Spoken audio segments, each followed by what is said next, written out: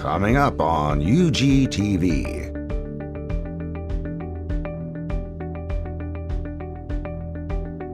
A special session of the Unified Government of Wyandotte County, Kansas City, Kansas.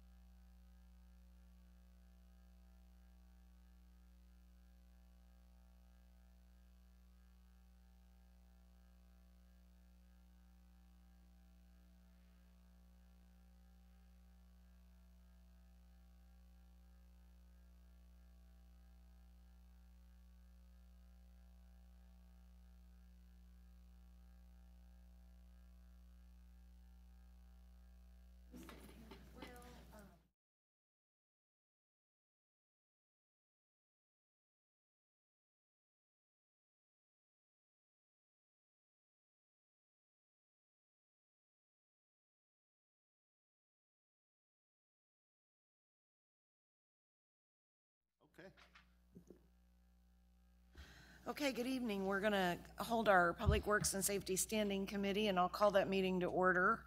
And we want to welcome everyone to the meeting. Public comment is welcome, and anyone wishing to speak on any item may do so when that item's up for discussion. You would have up to 3 minutes for your comments, and we'd ask you to come forward to the podium and microphone and be recognized and speak directly into the microphone for recording purposes.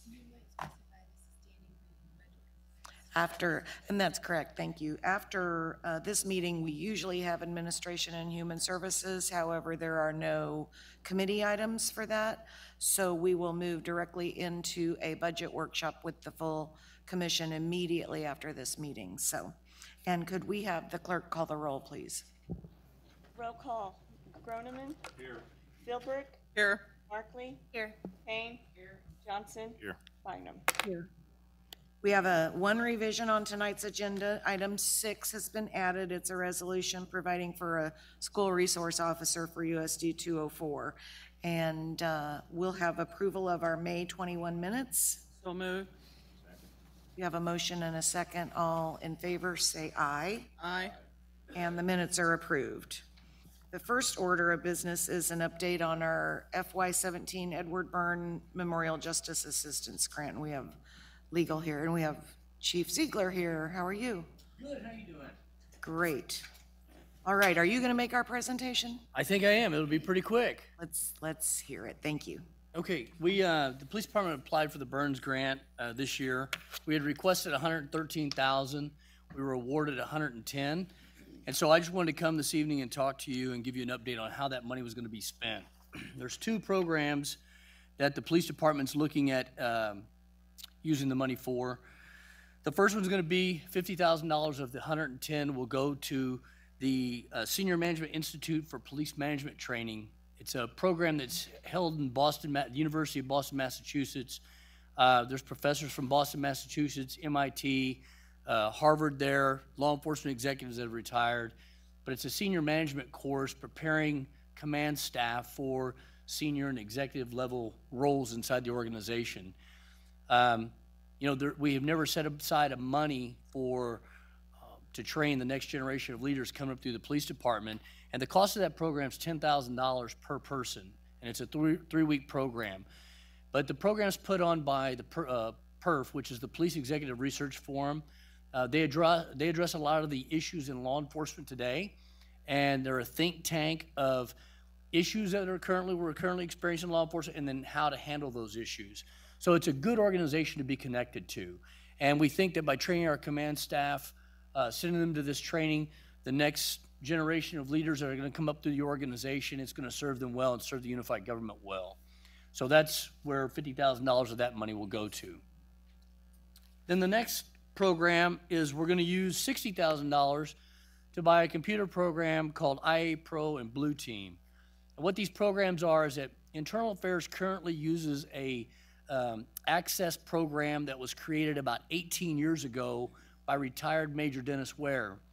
It tracks, because we have contractual obligations on timelines, it tracks the timelines for each case, lets us know where it's at in the system, make sure that warnings are sent out in the event that we get close to a timeline, as well as a whole lot of information that we pull out for statistics like the number of complaints, the disposition of those complaints, and those things. So IA Pro is going to take care of that for us. The Blue Team program speaks more to, we have a management awareness program, which most of you might know that as an early warning program. We don't currently have a very good program in that the criteria that we use is 3 complaints within 90 days. Well, a better standard is if you look at the number of complaints that an officer receives based on the number of arrests he has. So rather than going with a hard and fast 3 complaints, you want to look at a ratio of factors. One being the number of arrests the officer made, the number of complaints being, if a guy goes out and makes 50 arrests in 90 days and receives 2 complaints, you might be like, well, that's kind of bad. If you have an officer who goes out and makes 5 arrests in 90 days and has 3 complaints, that's much worse. This software is going to allow us to set the criteria for what will trigger the early warning system so we can address issues before they become a problem for the department. Inevitably, we think that a program like this is invaluable and that it also will help us address issues, thereby hopefully alleviate lawsuit and litigation against the unified government. So that's what our $110,000 will be paying for. Commissioner Philbrook. So I have a down-in-the-weeds question for you. Okay. SMIP, the Senior Management Institute. Yes. The folks that we send to that, are they signing off that they're going to stick around for a certain period of time, or are we just assuming that? Well, currently we've sent all the majors that are on the police department, which some of them are getting close to retirement. But we're looking at sending the captains, and the captains typically have, somewhere at least 5 years left before they're eligible to retire. So it's one of the things we're looking at. We're looking at developing those young leaders in the organization with the funding. Well, I understand what you're saying. I'm just, I'm just asking if we're getting definite commitment from them, because you know how sometimes people learn and run. I wouldn't say it's a definite commitment, but I would say that we're looking at the amount of time people have. We're not going to send somebody to the training and spend $10,000 and then walk out the door in a year or two. Chief,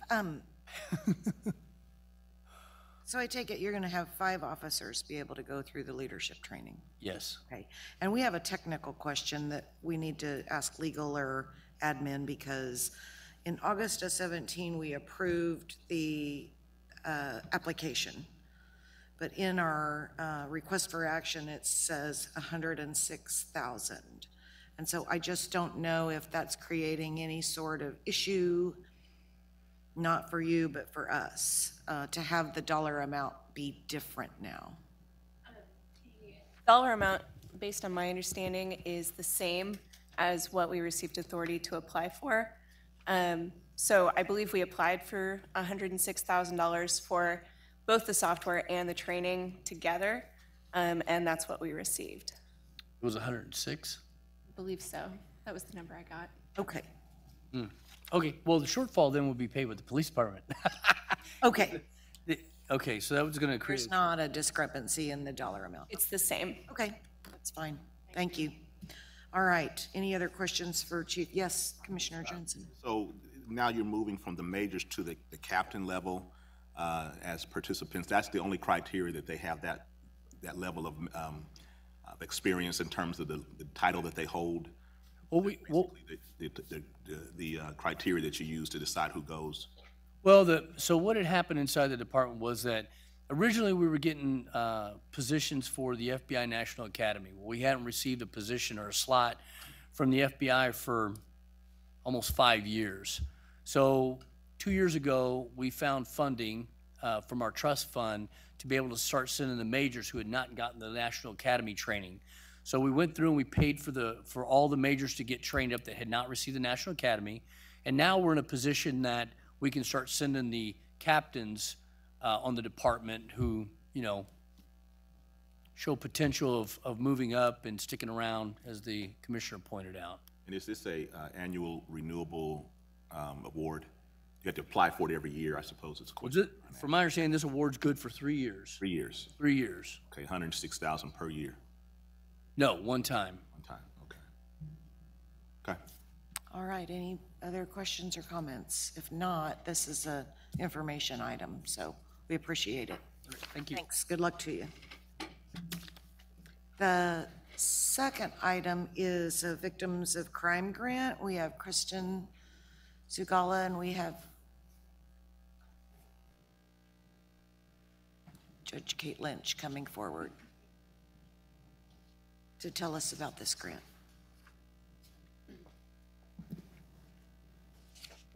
Good evening. Good evening. My name is Kristen Chugal. I'm the supervisor of the Victim Services Unit with the Kansas City, Kansas Police Department. We are requesting permission to apply for the Victims of Crime Act grant. We've been funded by this grant. This would be our 20th year. We have to apply every year for this grant. What we do is we provide information and support to victims of crime. We provide on-scene crisis response, respond to all homicide scenes, to provide support to the family members. And we follow up with almost all of the police reports that we get where people are victims of crime in our city. We also staff the protection order office in the county courthouse.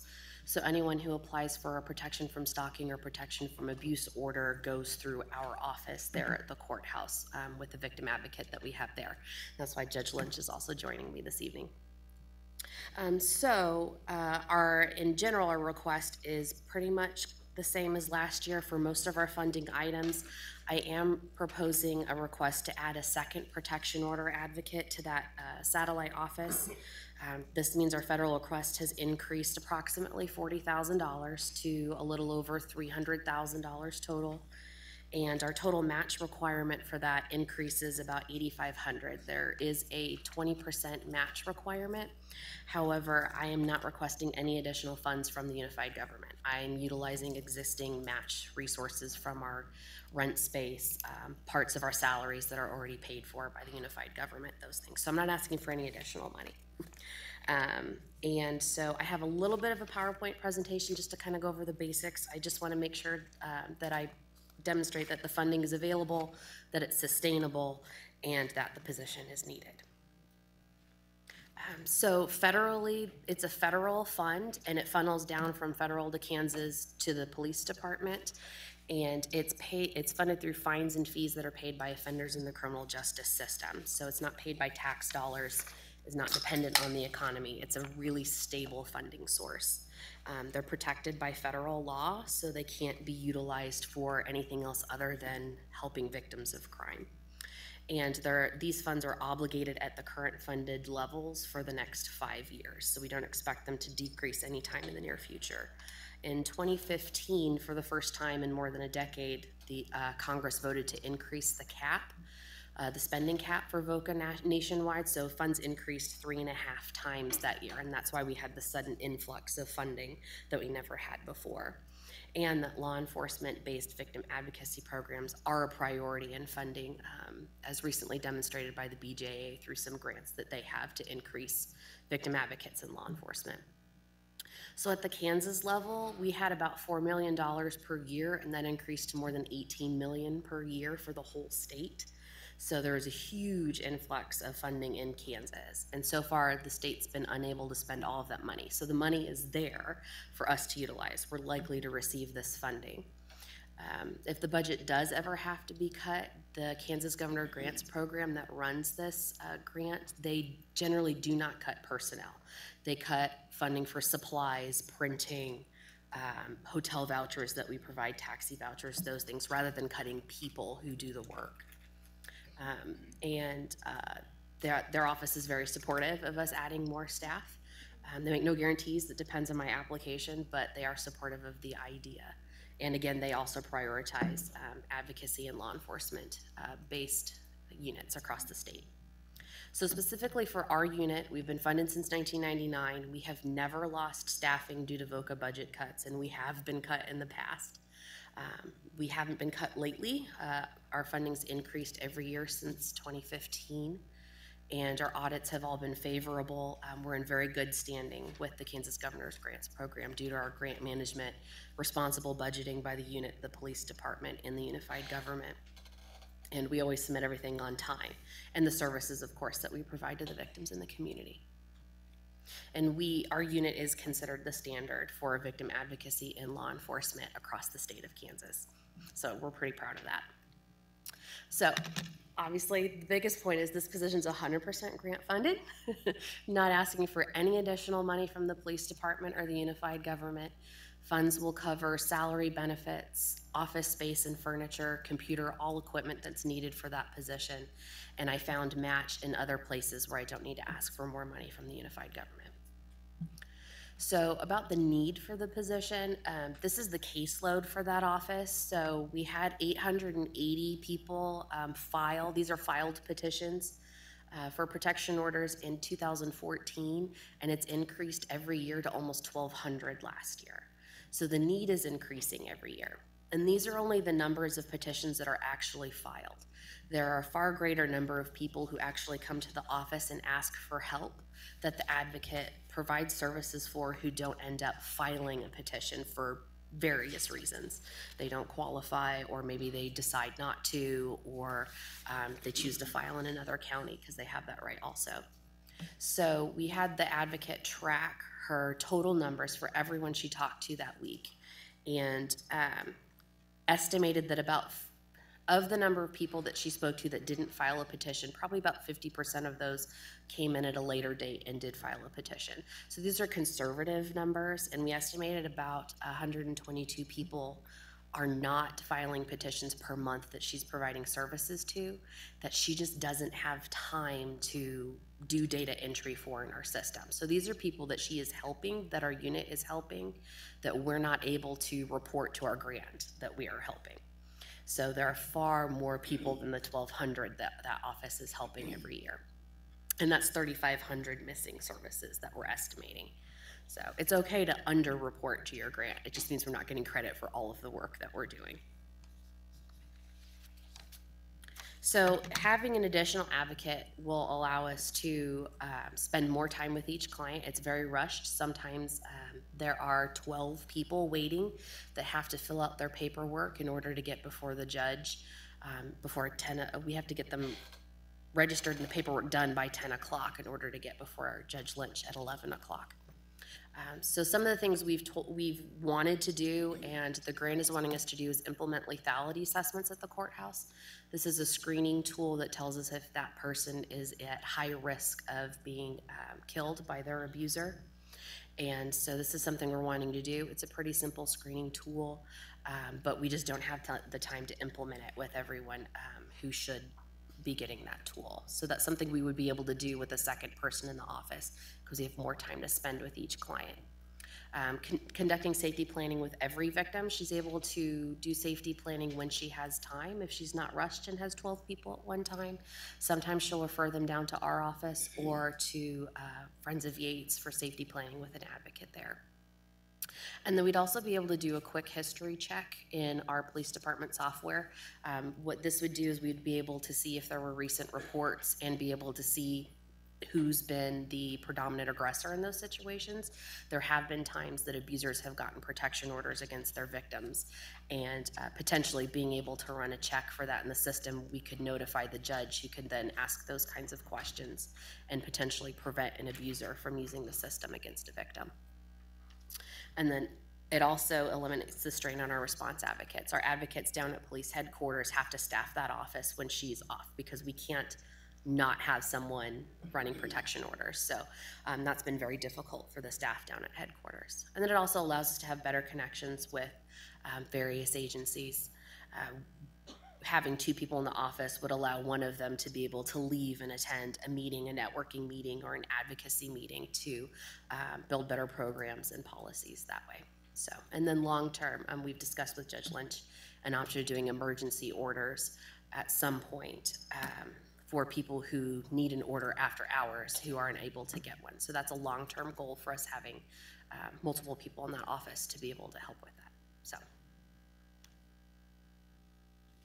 and then that's just a general timeline of when we expect this to happen. The grant application is due on August 15th. And usually receive notice of the award around November or so. So given the time frame that it usually takes to advertise and hire an employee, we expect them to be in place in about April. And I also long-term have looked at the match that would be needed to fund the position for a full year. So this grant application asks for 6 months of salary and benefits. I do also have enough match once that is a full year within VOCA without having to ask the Unified Government for additional money. So. Questions? Thanks. I just, I've been given a lot of credit for what we've done with domestic violence, but I just want to make it clear that I couldn't do any of this without Kristen's office. They have really filled a need and not only educated the victims on the danger that they're in, but they've educated a lot of the judges and a lot of the court personnel also. And we plan on making some changes. I'm going to move the ex parte docket, that's when they come in for the initial emergency hearing, to 1 o'clock. To accommodate when we have to get that paperwork done. And eventually, now that we can do electronic warrants, we're hoping to get the paperwork and everything down to a science so that we can go ahead and do those emergency orders after court, since I do have the ability to do electronic signatures now. The other thing I wanted to point out was, a lot of people go, well, what does the advocate do? This is the document that you're given. It's 14 pages. So put yourself in the shoes of a victim who may have run out of her house in the pajamas or her shorts and a t-shirt, has to come to court to get an order, and they hand her 14 pages of material and say, can you fill this out, please? It's not state law. Some of it's state law, some of it's federal law. It's not our document. I would have a very much shorter form. But those are the things that they do. We've added to our protection from stalking. It used to be 2 incidents. Now, if you have been sexually assaulted, you can get a protection from stalking against the person who is allegedly sexually assaulted you, but that's 12 pages. So again, these are what the victim advocates are dealing with. And I think it shows the increase in the numbers probably from last year to this year. The change for the sexual assault probably makes up for some of that, although I will tell you, it's increasing every day.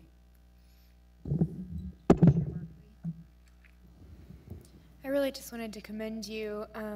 As a government, we often hear that we are not very good at helping our constituents. We're not very good at putting ourselves in other people's shoes and trying to do what's best for the other person. But what I hear coming out of both of you is that you're willing to bend over backwards to try to help these victims as they come to you, and you're willing to change your docket times and working on this paperwork and trying to help them in every way, and it's just commendable on so many levels, so we appreciate it. And if there are no further questions, I'd be happy to push it.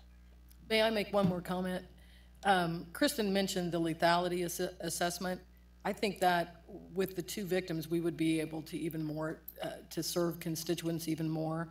That's about a 20-question yes or no developed, and I use kind of a mini version of it if I see things that give me concern, red flags in the factual portion of the paperwork. But if they had two people, they could follow up, make those phone calls, and spend a little more time with the victim when they're not so flooded with adrenaline, so that they're able to absorb the information about the kind of danger that they're in. And I didn't mean to interrupt Commissioner Markley. I just wanted to make that clear. Commissioner Philbrook. Thank you very much for all the work you do. Back in 1995 or so, when I had to file a protection, that was nothing like it is now. And I had to have a lawyer to make sure that it happened, you know. So I want to thank you for that work. But I also want to ask you, is it possible for you guys to, and I'm sure you have one, a presentation that's 30 minutes or so or less that you could bring before us sometime so the general public can actually see what's going on, what you do, and maybe, you know, a couple of folks might be willing to come in with you and say, hey, this has saved my life or whatever, because people do look at these televised sessions, and I think this would be a perfect way for you to be able to let people know how you can help them. Sure. I'm sure that's something both of us would be interested in doing. I know Kristen goes out and educates the public, and I try and do that from the standpoint of the Bar Association and different groups, but it's something important that every victim, whether they know it or not, every citizen is affected by, because if your neighbor is having problems and is being abused, she's not going to be jumping up out of bed to go mow the grass in the morning either. There's going to be some depression and those sorts of things that will set in, and it will affect neighbors. Yeah, it affects all of us, and but I really applaud you, and I do want to see you get this out on the airwaves more, and I know it might save some of those trips you have to make. Yeah. Because people will be able to see what you can do for them. Thank you. Could I have a second? Thank you. So we will we have a motion and a second on this item, and I'll have roll call. Roll call. Groneman? Aye. Philbrook? Aye. Markley? Aye. Kane? Aye. Johnson? Aye. Bynum? Aye. And we thank you again for all that you do. Really appreciate it. Thank you. Thank you. Item 3 is a resolution authorizing a survey of land for the 42nd and Argentine Storm Drain Project. And we have Brent Thompson here. Yeah, thank you. As you said, it's going to be for the survey and descriptions of land for the construction of this project that's going on. All right. It's pretty short and sweet, folks. Anybody have any questions? Move to approve. We have a motion and a second on this item. Could we have roll call, please? Roll call. Groneman? Aye. Philbrook? Aye. Markley? Aye. Kane? Aye. Johnson? Aye. Bynum? Aye. Thank you, sir. We have item 4, which is amendments to the ordinance regarding preliminary breath tests, and this is due to a state law change, I believe. We need to make our ordinance match. If I could have legal tell us. This ordinance change would just bring our code of ordinances into line with state law. There was a change that went into effect on July 1st. Is there a motion on this item? To approve. Second. We have a motion and a second on this item. Roll call, please. Roll call. Groneman? Aye. Philbrook? Aye. Markley? Aye. Kane? Aye. Johnson? Aye. Bynum? Aye. And that motion carries. The next item is an update on our waste management operations, and we have Melissa Sieben here. We have Kirk Suther. We have a gentleman with Waste Management. We have Tim Nick with Public Works. So, and I see we have folks on the back row too, Mr. Fisher, our Public Works Director, and Mr. Thompson. So, without any further ado, I'll hand it over to you. Okay. I believe you have a presentation to make for us. Yes, we do have a presentation. It should be coming up here shortly. Okay. It's on refuse and recycling, John. Oh, it's the bottom one. There you go. Great, thank you. And I don't have a clicker. We'll get there, guys. All right. So good evening, commissioners.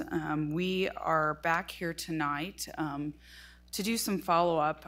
As you'll recall, and I'm just going to kind of go through this next slide here, we came to you this last spring on the 23rd of April to discuss a pilot program. During that conversation, and also in the weeks preceding that, our service had started to transition again, and things, though, had never cleared up from when we started having more and more issues with our refuse and recycling pickup in around 2015, 2016. So the conversation there really sent a message to staff again on the 10th of May that we needed to do more to work with Waste Management, who we contract with to provide service throughout Kansas City, Kansas. And in doing so, since May 16th, we've been having weekly meetings with Waste Management. What we wanted to do tonight is not follow up on the pilot program, rather discuss sort of where we're at on the status of working on our service issues with our contractor, Waste Management, and be here to answer any sort of questions about how we're headed forward on that. So without further ado, I'm going to turn this over to Kurt Souther. He's going to run through some information. And then Paul, I'm sorry, what's your last name? Paul Howe, who has been not only with Waste Management, but their transition company as well as Deffenbaugh, is going to also do a couple of slides just to kind of give some background on where we're at and where we're headed. So, Kurt? Like Melissa said, we did start weekly meetings on Wednesdays with Waste Management at the beginning of May. We talking over the daily communications. We established daily communications at that time period, and since the first part of June, at the end of the day, we get the number of trucks that they had running for trash and how many finished the day. Same thing with recycle trucks, how many finished the day. If they missed any areas of service and approximately where they're at, either trash or recycling. And then they also give us the end date for each day. So we're keeping track of all that data so that we can get a good database. And Paul's going to talk here for a couple slides. Good afternoon. My name is Paul Howe. I am the Community Relations and Spokesperson for Waste Management here in Kansas City. I appreciate the opportunity to visit with you today, although I wish it was under maybe some different circumstances, but that's okay. I was in a meeting last week with some staff members and also some folks from Waste Management, and there were some comments and some questions that were asked. And as we looked around the room, fortunately, unfortunately, I was one of only two people that actually had experience from the Deffenbaugh days and also the Waste Management days. I started with the Waste Management Company in the Deffenbaugh Company in 2008. So I was with them through the entire transition, if you will, through private equity ownership and then through the acquisition. During that time, 2008, I was actually the Vice President of Operations, so I ran the operations, the collection, the landfill, and also the recycling center. When Waste Management acquired us, I spent the next 2 years as the district manager, so I still had full responsibility for the collection and operations, although I did not handle any of the landfill operations. In 2017, I basically transferred after 35 years in operations to the community relations role. So long story short, the reason that I was asked to speak today was because it was felt, and I believe I do have a little bit of a perspective of what was and what is, and then hearing about what's taking place for the future. So one of the comments that was made in this meeting Friday was that the perception is, and it sure seems like on March 15th of 2015, there was a switch that was hit. And what had been known as good quality service really began to deteriorate. And I made the comment that, that was a series of building, if you will, that took place between 2008 and 2015. So I was asked to come today and shed some light on that. I want to let you know, and it's really important from me to you, And I've had the opportunity to meet with some of the commissioners previously, and I've said the same thing. What I'm about to tell you is not an excuse. We own this challenge. We know that we own this challenge, and we're committed to working to fix it. So please don't hear any of this as we're building a case for an excuse. We're sharing what the reality is. But we also want to share some things that we're doing to make it better. So prior to the acquisition by Waste Management, one of the challenges that we've seen in the transition is just the hiring and the retention of people, frankly. And that was building from about 2009 through 2015. And the reason that was building was twofold. Number one, when you look at the industry as a whole, and when I say the industry, I'm not talking about just waste collection, I'm talking about transportation, because that's what we are, we're a transportation company. The transportation industry as a whole really began to develop a challenge in replacing the workforce. Back about 2010, 2011, we were hearing figures that nationwide the transportation industry had a shortfall of between 25,000 drivers. That meant that there were 20 to 25,000 seats that were empty, ready to be filled, and they just couldn't find people that wanted to drive trucks, right? That number continued to increase over the years. The other challenge that we faced, frankly, under the Deffenbaugh private equity ownership was that when it was first acquired in 2008, we did a minor wage adjustment for the people, but that wage adjustment was only applicable to a certain population, and that population was the commercial routes and also the industrial routes, the roll-off routes. We did not touch the residential group. And there were no wage adjustments for the next 7 years. Unfortunately, during that time, though, cost of insurance continued to increase. I'm not criticizing the past ownership. And again, I'm not using that as an excuse. I'm just sharing reality. It was a different business model. It was what it was. So we felt that impact of really having a hard time hiring people and then retaining people for probably the last 4 years of the ownership, the prior Deffenbaugh. So in March of 2015, when Waste Management purchased the company, I sat down with the leadership of the company and they said, what are we going to need to do? What do we need to do now? And I said, this is not going to be popular. You're not going to want to hear this, but this is the reality. Our folks have not had a wage increase or adjustments for 7 years. We've got to do something. We've got to do something quick. We also have a challenge with our equipment. We need to start bringing some equipment in.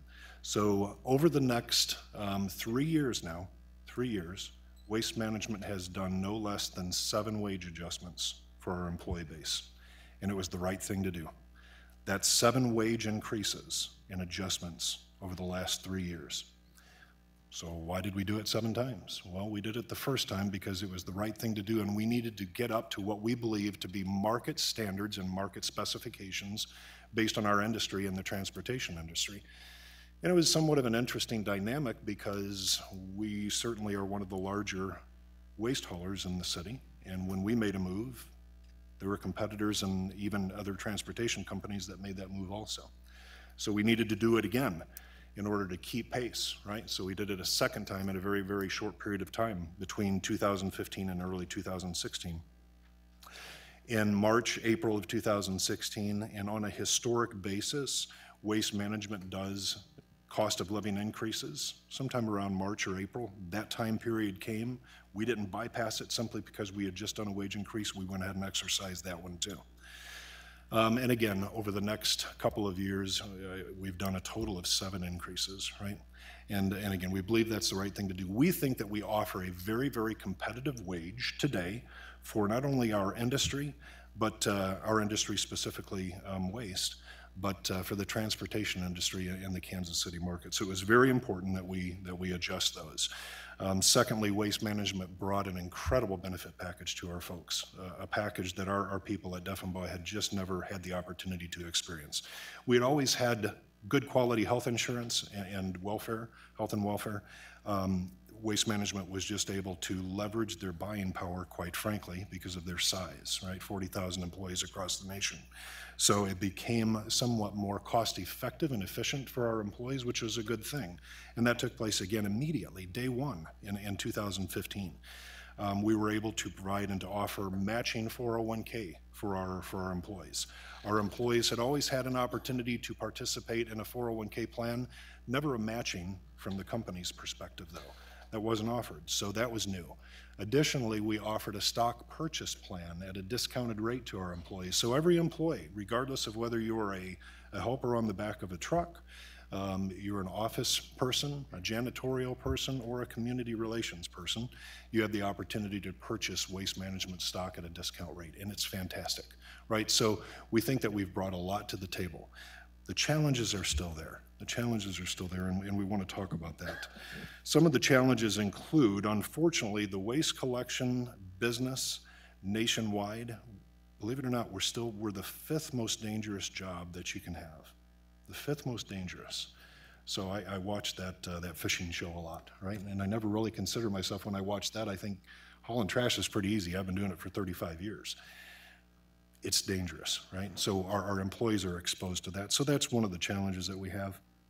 There was a transition of a culture, if you will, from the Deffenbaugh days to the waste management days. And part of that is that waste management is the industry leader in safety and risk management, and that's not by accident, and no pun intended. It's a challenge for us, and it's one that we adopt and we grasp onto, and we do it very, very well. We're the leader with regard to our accident and injury experiences, and it's again because we work hard at it and we don't compromise. There's some things that we just won't compromise on, and the safety of our employees, the safety of the general public is one of those things we won't compromise. We've developed what's called 10 life critical rules, and all of these were developed to prevent accidents and loss of life. And some of those rules are very fundamental. Wear your seatbelt if you're in a truck and those tires are rolling, right? Don't talk on the phone if you're driving. We have a rule that's relatively unique to this marketplace. We used to do it all the time, and that was our trucks would cross over the center line. They would cross from one side of the road to the other. That's what we called in this industry snaking, if you will. We don't do that. We don't do that because we find that, number one, it's a risk. It's a risk to the general public. It's a risk to our employees. And by the way, there's a legality problem with it also. So that's something that we don't do anymore. So for our employees, we coach, we counsel, we try to work with our employees, but at the end of the day, we just won't compromise when it comes to safety. So certainly there were a group of employees that unfortunately just could not or would not adapt to waste management safety policies or some of their operating procedures. So there were some that certainly left us. Admittedly, our hiring standards for candidates are somewhat higher than the previous owner, but that's what the communities that we work for expect, and we believe offer a competitive wage process to complement that. A challenge that we've got, just to call it what it is, across the nation and locally, what we've found, our industry, the waste industry, has moved away from the manual collection process. It's just a reality. And the reason they've done that, and Olathe here in this metropolitan area did this probably 12 to 15 years ago, was several facets. Number one, the efficiency of the operation. Number two, it was becoming more difficult to attract people to our industry. People don't want to haul trash. They don't want to get on the back of a truck, and they don't want to throw trash. And number three, the workers' comp experience that we were experiencing. So the automation certainly lends itself to fixing and correcting a lot of those deficiencies, if you will. We still have markets, and this is one where we do that work, and we do the very best that we can, but it's a challenge. We run probably in, I believe it's 60% automated collection at this point in the Kansas City market. So when we hire people into our system, into the residential system, when we're fortunate enough to hire them, they try to stay there a very, very short period of time because we hire them into the manual labor, to the hauling the trash on the back of the truck. They're pushing, pulling, lifting, hundreds and hundreds of containers a day, tens of thousands of pounds a day.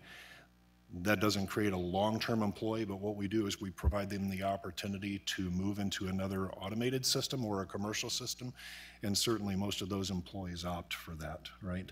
And we understand why they opt for that, and that's progression for the employee. Again, we think it's the right thing to do.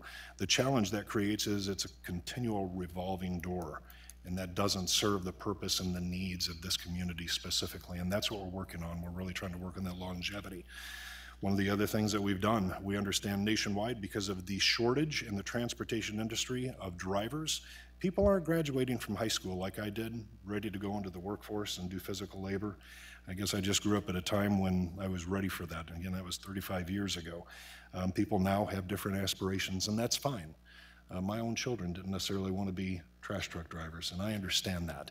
So what we're trying to do is we take that helper on the back of a truck, because we run helpers in Kansas City, Kansas, and we try to provide them a career path. These are people that generally haven't had any aspiration or had the desire, had the opportunity to become CDL holders, and we create that path for them. We create that path through a helper to driver program, and we also work with truck driving schools in the community. But our own program, what we do is if we've got a helper that wants to become a driver and he spent some good time with us and he's operated and taken care of his business, we send him to Florida on our dime to our own school. We put him up for about 3 weeks. They learn how to become a truck driver. They come back with their CDL and they're ready to become a driver for us. So we've created that career path, and we think that's a great thing. You talk about building loyalty of employees. When you create a career path for them, we find that's worked very well. So in addition to that, some of the other things that we've done is sign-on bonuses. This year specifically, if you hire on today with us as a driver, you qualify for up to $6,500 in bonuses. That's a $4,500 sign-on bonus to become a driver with us. And then we have another incentive, about a $2,000 incentive package. So we have the challenges.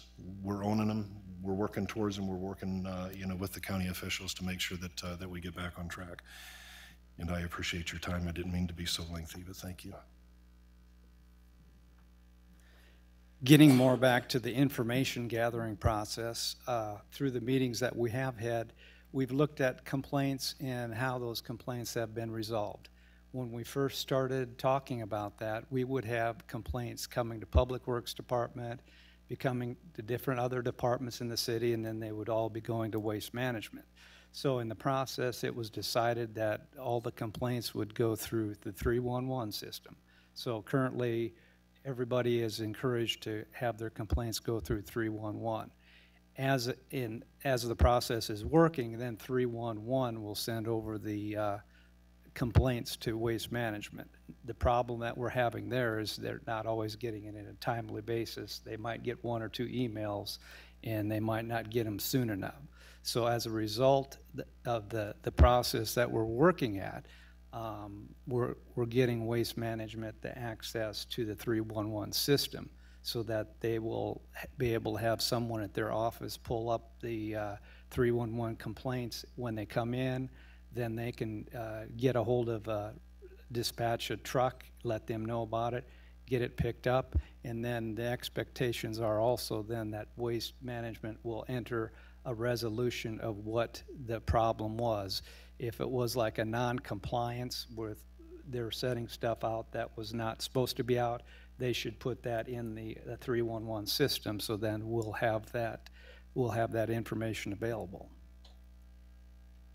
And I might just make one point that as looking at the number of houses that have been missed in recent times here, and taking a look at the 311 complaints that we get, the percentage of people that call in is very, very, very low. So people just have not, they just kind of haven't even responded that their services, they're not getting picked up. What are we doing? You might just mention that because Waste is reporting to us and we are tracking, we know that the complaint calls don't tie to the actual misses or issues with non-pickup. So we know there's a delta. So say I call, but no one else on my block calls because they know I always call. That's what's happening, right? So we actually are verifying. Waste will tell us what they've missed, and we're also double checking neighborhoods as UG staff. So we know there's the delta. It's verifiable. And that's why we're saying percentage of people actually complaining to us isn't representative of what's actually happening out on the streets. Mm-hmm. Mm-hmm.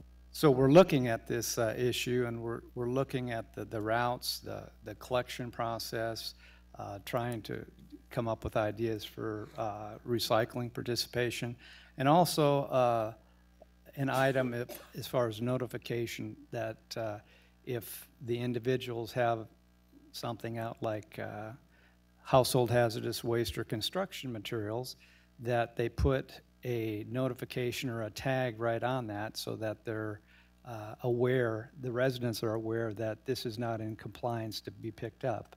So then the expectations are that 311, that will be entered into the 311 system also. So then we would have that information available to us.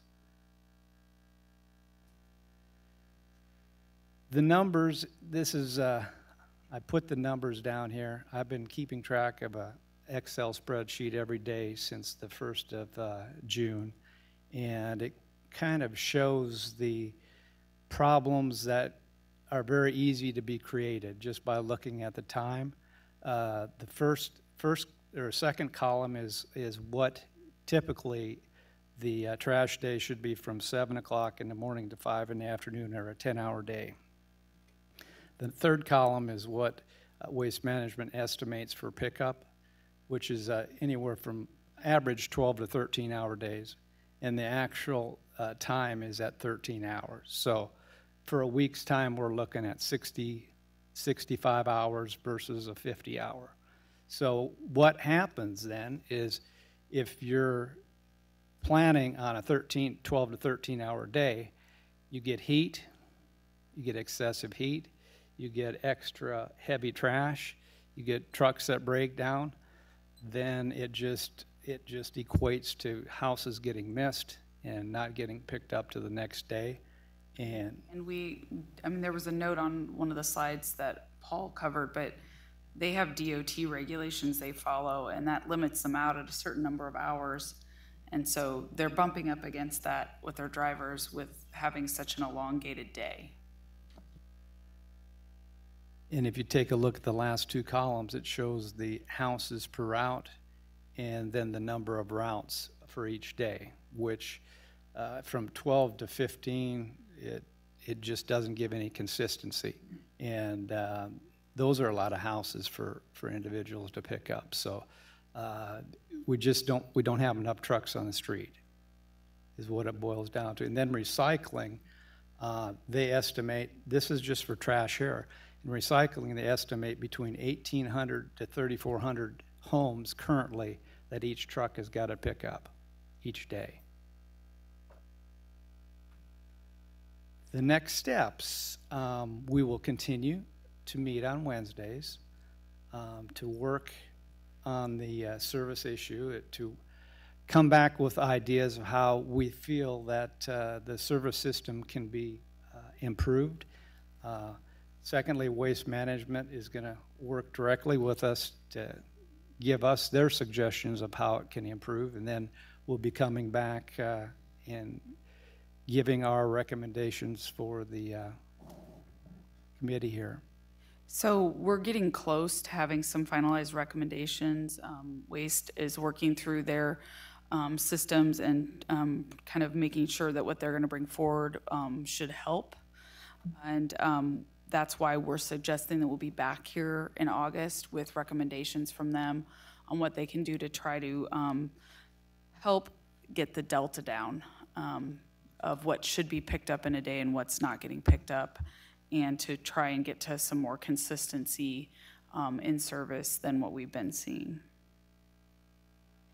Okay, thank you very much for the presentation. Are there any members of the public that would like to speak to this item? Okay, I know I have some commissioners that have questions and comments. Commissioner Philbrook and then Commissioner Kane. Yes, thank you, and I do appreciate it that you do tag, because I got a tag on mine saying, make it closer to the road. Okay, fine. So I did. Although where I'm at, I'm kind of afraid to, because I'm afraid they'll, use it for batting practice, but it's okay. I'll put it there. And I've been getting good pickup there, so thank you very much. But I think part of the issue around it is, for me, of course, I still get plenty of calls about non-pickup. And I don't mind that, and I tell everybody, call 311, and then if you want to, you can still send me a message, but I would really like to see people responded back to, and I know that's very time-consuming, but when people have problems, they want to know they've been acknowledged, that it's really a problem and you heard them, because so often, and there's a lot of people that have repeatedly had this issue. And if you don't call them back and let them know, yes, we heard you and we're trying to work on it, they're going to still be mad even if you show up and pick it up, just because they don't feel heard. And you understand that. You've been working with this long enough. Thank you. Commissioner Kane. I probably complained the most, and right after I complained, exactly what I complained about happened. You guys don't pick up the trash on Monday, and then you're at my house at 6:45 in the morning. My neighbors were calling. So I just want you to do what you get paid for. You're not doing it, and if I perform my job function like that, I'm pretty sure I wouldn't work there. So I'm asking you guys to do your job. We pay you to do it. We want you to do it. Okay, couple questions or comments. So I'm wanting to talk more internally about making sure that we communicate around driving people to 311. I think we've been saying that for a while now. But I want to make sure that we are developing communication points around, even when we are called, which Commissioner Kane's right, we are called or we are emailed. I want us and staff and everyone else involved in being told their trash isn't being picked up to say, you must turn that in through 311. We could offer to do that for them, but we'd be pretty busy, I think. I don't mind being a conduit of the information. I truly do not. So, in what ways can we utilize 311? The telephone, email, through the app, through the My WICO app? Is it any and all ways? I don't know. I want a communication piece around telling our constituents and our taxpayers, this is the mechanism that we're asking you to use when your trash is not picked up timely. Homepage of the website, et cetera, et cetera. So that's my request, and it's a staff request. And of course, I think we all agree with Commissioner Kane. Ultimately, we just really want the problem to be resolved. So if you have any, I don't know if you're already working on the communication piece or just, whatever. Yeah, what I can tell you is that when we did meet with Waste Management and the mayor last week, Edwin Birch, our communications officer, was there. He was discussing this with them, and I know they were discussing some different types of communication that we can do. One of the things that we don't want to do right now is try to confuse people on anything other than just call 311 so that we get that reported, because we have other things we'd like to work on, such as what do you put out, what do you not put out, things of that nature. But we feel like we need to figure out one part of it first, right? And then we'll start working on those other things, which are also critical, so that folks don't have stuff that they think they're going to get rid of on, Monday, Tuesday, Wednesday, Thursday, or Friday, and it turns out, oh, I needed to actually create a special pickup, call a different company, or do something like that. So we really want to help those folks. And ultimately, in the end, we want to boost our recycling rates as well, because it's good for a whole variety of things. And I think we'll get to those in time, but for right now, please call 311 if you do have a miss, so that we can log that and help Waste Management see where they're having troubles. Not that I don't think they already know that. In fact, they've told us flat out they know where they're having their troubles. So we'll continue to work with them every week until we get this back to the level of expectation that our residents expect, as well as our staff. and ultimately that Waste Management feels good about the service they're providing us. Commissioner Markley or Johnson or Mr. Groneman, any questions, comments? Okay. I was just gonna say, I mean, it's the same. I get at least daily emails and calls, so it's a regular problem. I send them all to 311. They're posting all over the neighborhood Facebook pages. I tell them to call 311, so I'm trying to drive them to the right place. But there's a fatigue that comes with that, where after they've called 311 so many weeks in a row, then there's not a call. So at some level, we have to make the changes quickly enough where they don't stop calling, because then we're not going to have the data we need to know whether they got picked up or not. So. Okay.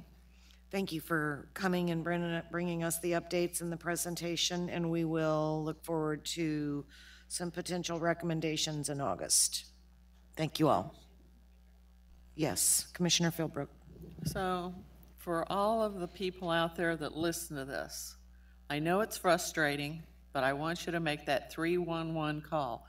I don't care how many times you have to call. Call. Don't be afraid to call.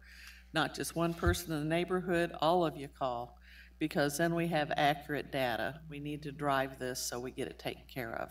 Thanks. Thank you. That was an information-only item, and we have one final item, and that is a school resource officer for USD 204, and I saw there's Jane Wilson here to present.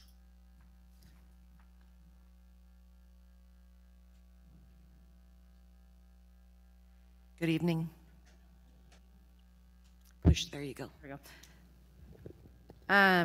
What I've submitted is, I believe you all have, is an agreement, interlocal agreement for a school resource officer from the sheriff's office. So it'll be a deputy already with the sheriff's office that will provide those services. One deputy for the 3 different schools that are located in 3 different cities here in Wyandotte County. It's my understanding it's completely reimbursed by the district. So that's what the blue sheet said, I believe. I believe it's, so out of a 52-week year, 37 weeks is what it equated to of the actual salary. Any questions, comments? Beg your pardon? Yes, please. Oh, sorry. You have a motion and a second on the item. Roll call. Roll call. Groneman. Aye. Philbrook. Aye. Markley. Aye. Kane. Aye. Johnson. Aye. Bynum. Aye.